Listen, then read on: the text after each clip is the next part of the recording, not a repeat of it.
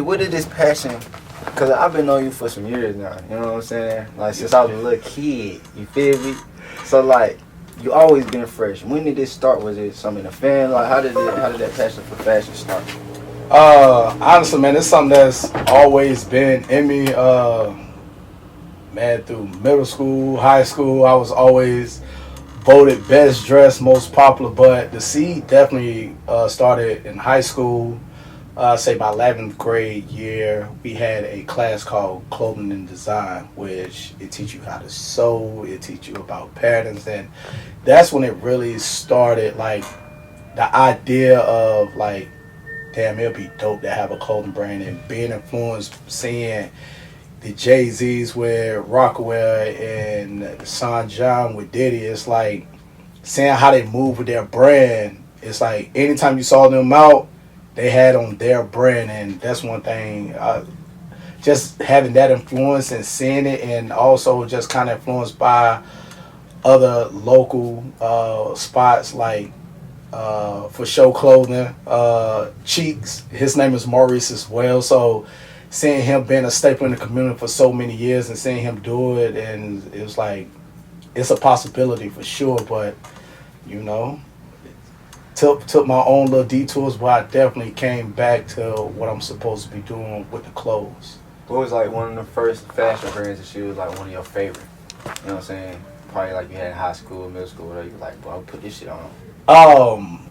So me, I was really into clothes early. Like elementary school, like I'm talking about really paying attention to what I'm wearing. Of course, that was the whole Tommy Hilfiger era, but Carl Kanai, and like finding out that was black owned brand as well. But favorite staple coming up, Rockaware, LRG, Academics was really dope. Back when streetwear brands was really streetwear brands, like coming up, we had a lot of streetwear brands. Now streetwear is really, I won't say a streetwear is really high end. It's like now they consider like Gallery Department or Off-White streetwear, but it's not feasible though. I mean, not everyone is paying $200-$400 for a t-shirt. And how long you had coaching for? When did you start? So I started coaching in 2016. And before that, what were you doing before that? So I was selling cars. So well, when it first started, I was throwing parties. That was like the first thing I really fell in love with. Yeah, how was that throwing party era? Because that's how, you know what I'm saying? That's how we met. You feel me? I came up through that, you know what I'm saying, through the party era. How was that process? So same thing. Was funny. Me and my homeboy, his name is JJ. We came up like the idea of start throwing parties while we was in clothing design class. For real? In high school? In high school. So what grade were you in at this time? What, 10th? 10th grade. 10th grade, I think. 10th or 11th grade, one or the other. But also, I did have influence like Nick Pettiford. He's like an OG with it. Me and Nick, we've been knowing each other since I was in elementary school. We went to Salvation Army Boys and Girls Club right in East Durham. So Nick, he was doing it. I promoted like a couple parties under Nick when I was like really young, like 9th grade. And he put me on game. One thing I do appreciate with Nick, like he showed me the game, not just like, even though I was just a promoter, he taught me beyond just being a promoter. It was just kind of planting that seed of how to actually run a party, how to break down expenses, like why you getting paid, what you getting paid. So same shit you taught me. Correct. Same as that. It's like, and it's, again, I'm gonna pass it forward. Like someone taught me how to do it, and it's just like the common saying. It's like I can teach you how to fish, and you can fish for yourself eventually, or I can just give you the fish and you'll just eat for a day. Yeah. Versus teach you how to fish, you can eat forever. You know what I'm saying? It's just a trade to learn. So, that party started. Yeah. So when we got into the parties, just kind of progressed from there, and it's kind of used my popularity. It's like, man, boy, like, bro, we know hella people. It's like, bro, we throw a party. I had that shit. People coming. And when what was like you remember your first party that you threw by yourself? Like, what was that like? The experience. Give us a vivid picture of how that experience was. Our first party, 2005 March. Remember, it was The fly was trash. Like, it was called a spring break jump off. I don't know. That's back.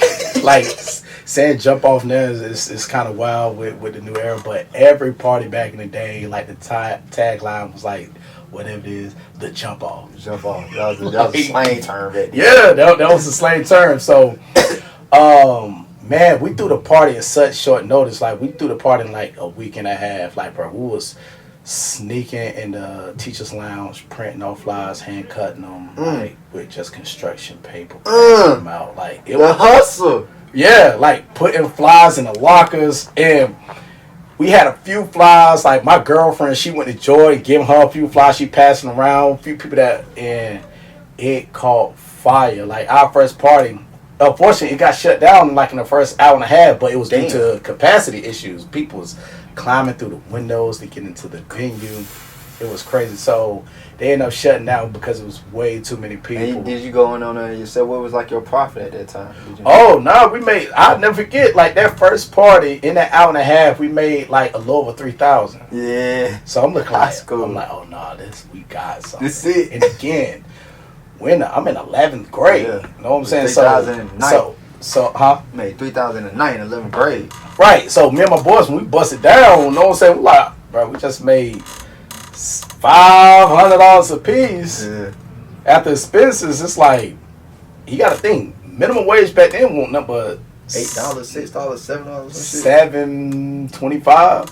So, you got to think, if you're working at McDonald's, a fast food spot, you only can work when you get out of school because you're in school during the day. So it's like you got limited hours, part time. So like in a week, months to make that 500. Right. In a week time, like your check probably like $100 in 1 week of work. That never equal. I was like, nah, this ain't for me. Especially when I first started throwing a party, I was like, yeah, I'm never getting a job. Y'all crazy. Y'all think I'm about to clock in and work for a week for $100 when I just made $500 in one night and had fun. Yeah. So, like, I'm dancing. It's like, bro, we had fun and made $500 in a night. So that's kind of like, and we took off from there. You know what I'm saying? UTS became a whole thing in Durham, like creating the party scene for teens, you know what I'm saying? But we was really handling business at an early age. It's like we was gonna go rent out them venues.